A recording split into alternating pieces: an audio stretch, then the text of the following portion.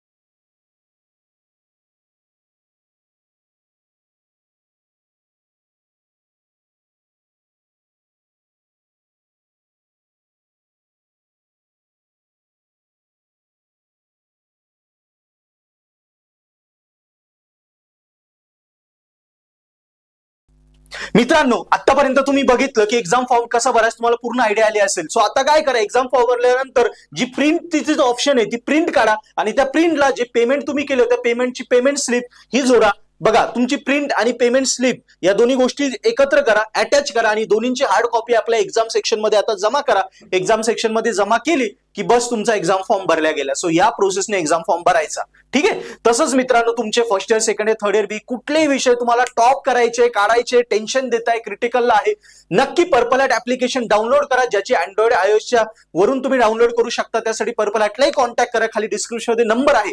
Number of courses आले, अजून courses येत आहे। सो पर्पल ॲट ऍप्लिकेशनवर मराठी, हिंदी भाषेमध्ये पुस्तक घ्यायचं नाही, सगळ्या नोट्स बी सगळं पर्पल ॲट ऍपमध्ये, ऍप मधला कोर्स घ्यायचा, त्याच्यात दिलं तेवढंच करायचं, बस तुमचा प्रत्येक विषय हा स्कोरिंग होणार। सो पुस्तक घेऊ नका, सोल्युशन घेऊ नका, टीचरची गरज नाही, कुणाला भेटायचं नाही, पेपर पॅटर्न बिटर्न सगळं ऍप्लिकेशन मध्ये दिलेलं आहे।